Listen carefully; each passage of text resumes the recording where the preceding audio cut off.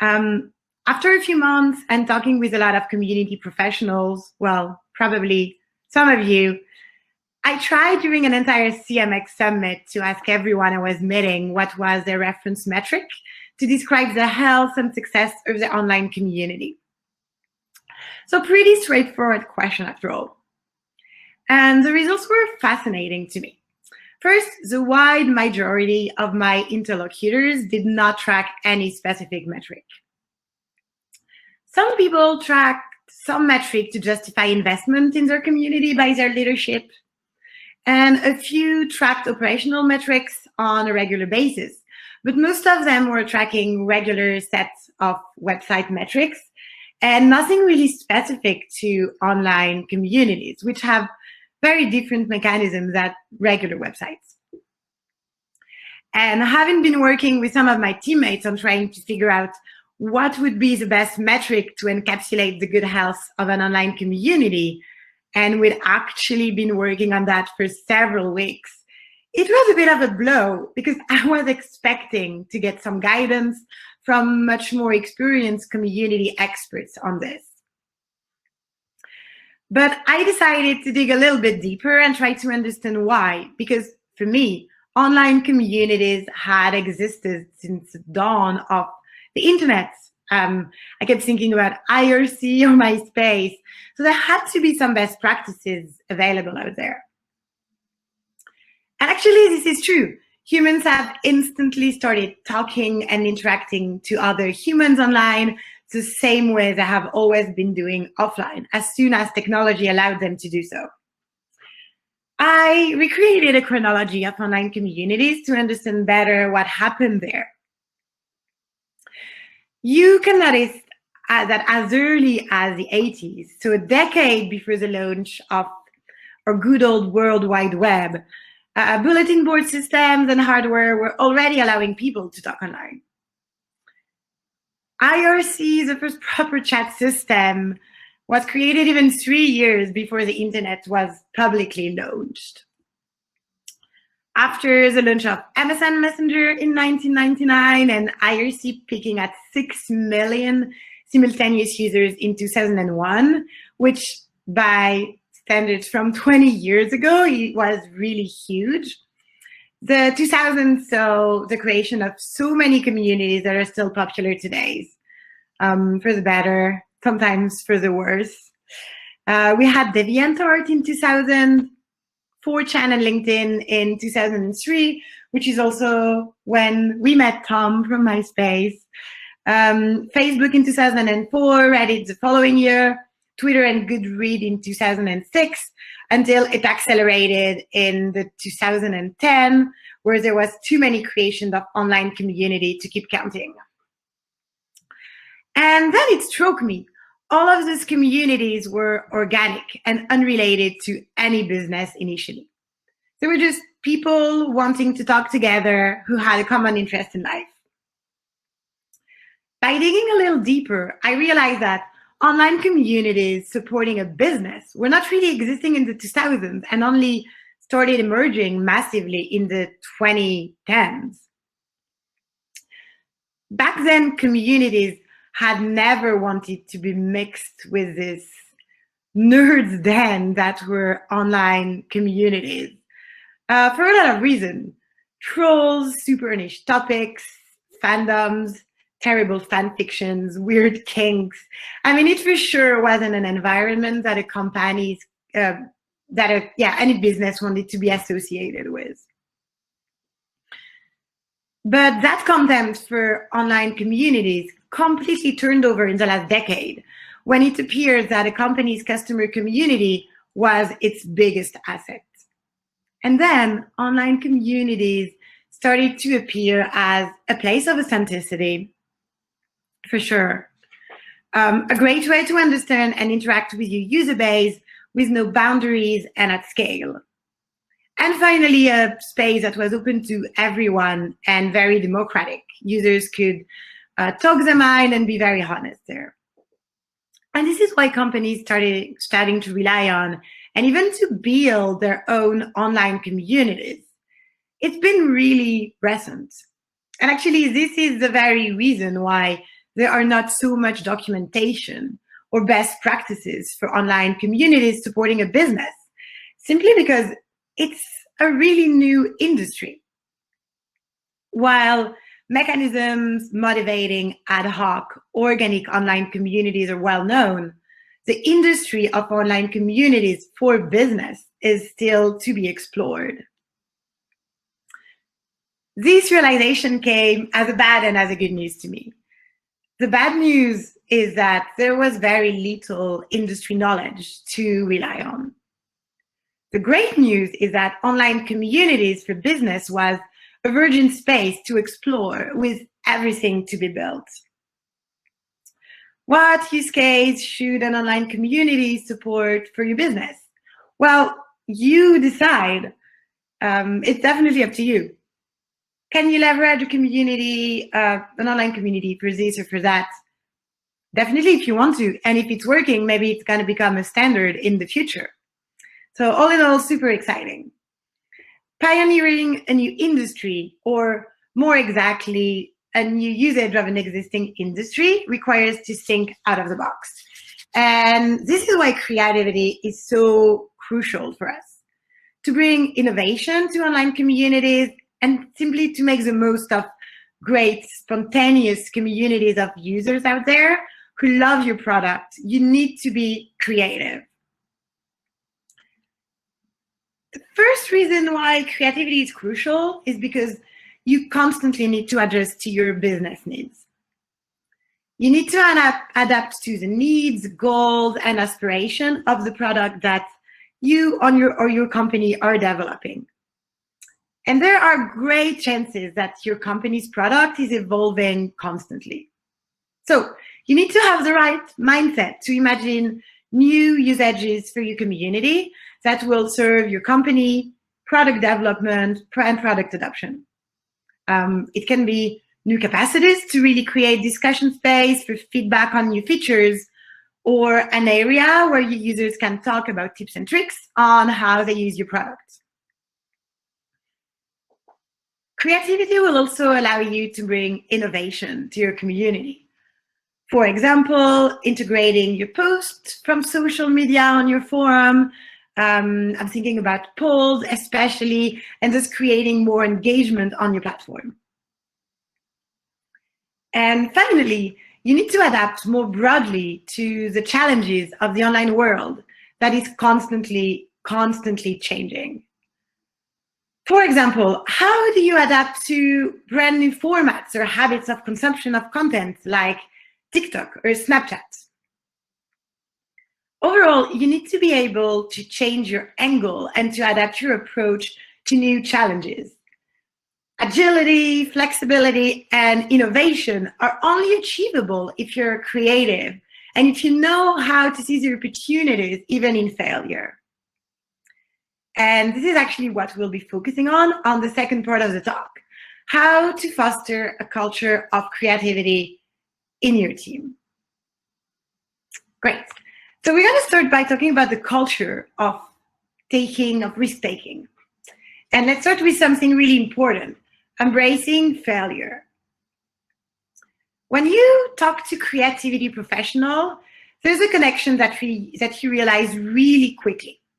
If you want your team to be able to be bold, to take new approaches, and to really challenge the status quo, you need to provide them the security of being allowed to fail. And being allowed to fail doesn't only mean not being blamed for failure. It also means being celebrated for trying. This security, this air cover, is essential because without it, your team will be paralyzed by fear. The fear of failing, very simply, but also the fear of letting your teammates down, or the fear of failing your own personal career. As a team at Dropbox, we realized that we needed to take a highly cultural approach to risk-taking. For us, an overachiever is not necessarily someone who will have a 100% success rate at all the projects that they initiate. But it would be more someone who might only have, let's say, a 60% rate success to the project that they're initiating, but who constantly set themselves very ambitious goals, and someone who tries to consider problems through a different angle and thus bringing loads of new perspective to the business. And for example, and this is an action that you can also recreate, I'm not taking credit for that, but it was really a team effort. We created an award every quarter that goes to a team for entrepreneurial failure. I actually have one just here, you see, it says, yeah, TX Award for entrepreneurial failure. And it sounds bad like that, but it's actually a highly praised award within our organization. I'm going to quote one of my coworkers who described it the perfect way, I think. And she said, "It means you've tried something and learned a fuck ton in the process. You took chances and went out on a ledge and came out to the other side still standing. It is the award that speaks to the character of the team more than any other." So yeah, love this. Celebrating failure is the first step to that culture of risk-taking. The second would be creating a safe space for candid ideation. The culture of risk-taking has to start from the very beginning of your ideation process. You do want ideas to flow freely. You want your team and your teammates to collaborate, to confront ideas and aspiration. In a perfect world, every member of your team would feel comfortable always to voice concern, disagreement, or any point of dissension without the fear of retaliation on their career.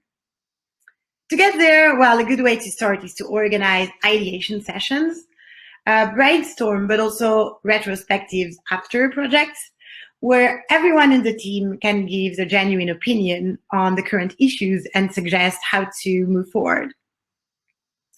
But only organizing them, while great, isn't enough. You have to ensure that everyone is heard, that everyone's voice counts equally, and that it's a safe space where it's okay to be honest and candid without judgment. It's definitely a muscle to flex and comes with practice, but being able to address all the, let's say, the spicy questions in a space that feels safe is the best way to get the most of everyone's creativity and to move forward fast in the right direction. Finally, practice your ambition. While we're always in the width of the everyday operational work, and I guess it's the same for all of you, it's sometimes really easy to lose track of the big picture. What I found useful is to really build time with everyone in your team dedicated to strategic and ambitious thinking, like proper blockers of time. It can feel like a waste of time, especially when you're fighting fires out there, to dedicate 1 or 2 hours for all of your team during a week to talk about what would you do if you had infinite budget or time, but great ideas often come from these. It's also a way to change your mindset about a whole list of tasks that feel vital when you're doing them, but that aren't essential after all and could be automated or even abandoned when you look at your several years ahead goal. It really helps to focus on the essential and avoid being distracted by tactical tasks. And it helps to prioritize, sometimes brutally. One mistake that a lot of companies are doing is to only include senior leadership in strategic thinking. And this is a massive mistake to me, because first, senior leadership might be totally missing the operational and tactical angle, and might not be the best people to understand what's happening on the field. But also because you want everyone on your team, junior or senior, to constantly have in mind this responsibility of shaping the strategy of your team, of what you're trying to achieve. It makes the whole strategic project more collaborative, richer, and with much better outcome. By doing this, you're injecting strategic mindset in every decision taken by your team. So that's it for the culture of risk-taking. Let's now move, once you've achieved this culture of risk-taking, you want to spread the word about what you're doing inside your organization. Another aspect that proved vital in growing our community was making sure that everyone at Dropbox was understanding that we were pioneering something new. It's very helpful for your creativity because it really fosters collaboration. First, if other parts of the business know that you will be trying new things, they will be more tolerant to the adjustment that need to be done. It moves them from a passive standpoint to an actor in your tentative to bring something new to the world. And they will be way more prone to give you constructive feedback and to help you than to judge your work. Also, you can appeal to the creativity of the rest of your business. For example, every time that we meet with other teams, be it product, engineering, and sales, and we try to do this a lot, we tell them that they should reach out and we'll do our best. They should reach out if they have any idea, any initiative they would love to launch on the community, and we'll do our best to help them and to make it happen. It actually ended up happening several times. Great ideas have sprouted from collaboration with other parts of the business who have different perspective and various business needs. In a way, it's like delegating some part of the ideation process to other team. It's really a win-win situation because you help them solving a business problem with the power of the community, and on their end, they help you to find new use cases for your community. So it's great overall. So make sure that you take the time to talk about your community, your experiments, and your ambitious project to other teams in your company. All right, now moving to my favorite one. Every year at Dropbox, we have an event that is essential to our culture of innovation and creativity.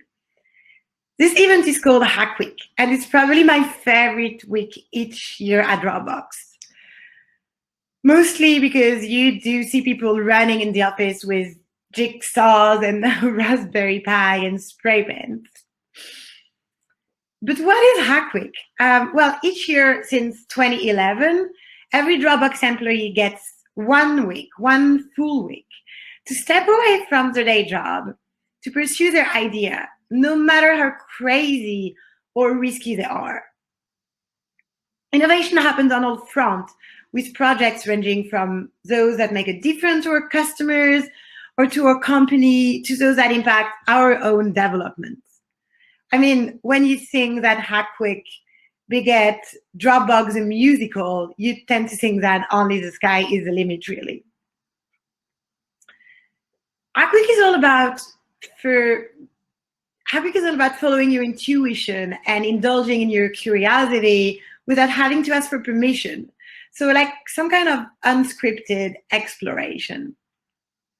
And actually, a surprising number of Dropbox features were actually born during Hack Week, which might seem crazy, but when you tell everyone in your company to, quote unquote, do whatever they want, guess what? They come up with fantastic ideas. But in reality, a lot is happening behind the scenes to make this happen. And many people have been involved to create an environment where everyone can challenge themselves to bring audacious projects to life. The first thing is that Hack Week is a week where everyone stops entirely the day-to-day job. And this is essential to the success of the project. But it can be tricky or really challenging, and it means that less will be achieved during the month or during the quarter. It also means that you will need to do some planning and to adapt some teams, some teams that cannot go offline for a full week. Overall, it's a sacrifice that you have to be willing to make. Another really important point for the success of Hack Week is that there has to be trust in the company that Hack Week is not just an announcement and that everyone will really be allowed to work on the project of the choice. For that, one tip is that it's really important for managers to cancel any recurring meeting, to participate to Hack Week themselves, and to be super proactive about encouraging participation. And finally, to make Hack Week a success, you need to keep in mind that Hack Week is for everyone, not only for engineers. Innovation doesn't necessarily have to do with technique only. Most successful teams at Hack Week are composed of technical and non-technical people. For example, sales and support teammates always bring something to the table, which is customer insights. And it can be a bit overrated by some, but it always shows to make a massive difference. I've been amazed seeing teams of people from totally different parts of the business, different background, manage to have amazing ideas and understand one another in front of a whiteboard, bubbling with inventiveness, and come up with fantastic projects. This is all great, but what long-term outcome can it have? Well, Hack Week actually brings fabulous outcome in the long run. As I was saying a few minutes ago, some of the most popular ideas in the actual Dropbox product were seeded during Hack Week. For a community specifically, one super talented teammate actually managed to fully launch a dark mode for a thread in only 1 week. Just a full dark mode for a thread, can you believe that? It's super, super amazing and really incredible. However, one last point that I'd like to make on the fact that everything at Hack Week is not only about building the new features. Hack Week is more of a change of mindset and introducing innovation and creativity in the way you're thinking, thus in your everyday job. And at Dropbox, we try to keep this mindset during the entire year. And every year, Hack Week is more of a booster shot, to celebrate and give way to this crappiness. And it's always a terrific experience and really fun. All right. Well, I'm going to stop sharing now and take some questions. All right. Yes. Well, first, let's give a big round of applause here, everybody, for that. Amazing. Little clap track for us there. Thank you so much. So we have about 2 minutes for questions. So I'm going to run through. I saw a few come in because I noticed that the Q&A box was not working. But let's see if we can grab some of your questions. I know somebody had asked, I think it was Lindsay, had asked if Hack Week, how is that going to be moving forward with remote teams? I think that was the question, just trying to find it here in the box, but I believe that was it. Yeah, that's really a great question. Well, first thing is that we always try to collaborate through different offices. So one way that we've always tried to make Hack Week work is to always have some part of it that is remote, because you want to work with other teams. The great thing when you're doing that is that your project can keep going despite time zones. So when you're a team has between San Francisco, Tel Aviv, and Dublin, you would have people working almost all over the clock on your project. So this is great. A way that we're making it happen is we're allowing people to expense physical like things that they have to buy to build their prototype. We also try to focus more on projects that would be online. Love it. Thank you so much. All right, I'm just going to hop to the next question. Elba says, are these ideas funded by Dropbox, the ideas that come up during Hack Week? So we have, I mean, I'm not part of the Hack Week committee, but there is a follow-up on Hack Week ideas. Basically, there are awards given to Hack Weeks for the best ideas, and then those ideas are submitted and they go to some kind of new committee. It's being really investigated by the board and senior leadership. I know that Drew Houston, the CEO, is himself reviewing all those ideas and seeing if they can be integrated to the roadmap. So a lot of them are actually being moved to actually prototype and to try to make them happen in real products. Great. And just for the sake of time, I'll take one more. I see Ami's question here. Ami says, does anyone have any ideas how this could be applied to community teams? Since usually innovations and experiments for us take place over time and can't be tried out in a day. Maybe take a week or so to develop the ideas or something. That's really interesting. I think the community, the power of the community comes more on the ideation side. And even though it might be difficult to implement some kind of hack quick to your community, you could think, about a time when people really reflect at a higher level on all those crazy ideas. So leveraging the power of the community to think of those usages, if not, implementing them. All right, love it. And where can people connect with you, Laureline, outside of this if they would like to? Oh, people, you guys can find me on Twitter. I'm at Laureline, just my name. Otherwise, I'm on LinkedIn. So yeah, feel free to reach out. I would love to talk with you guys. Great. I have your LinkedIn, so I'm going to drop that here for anybody.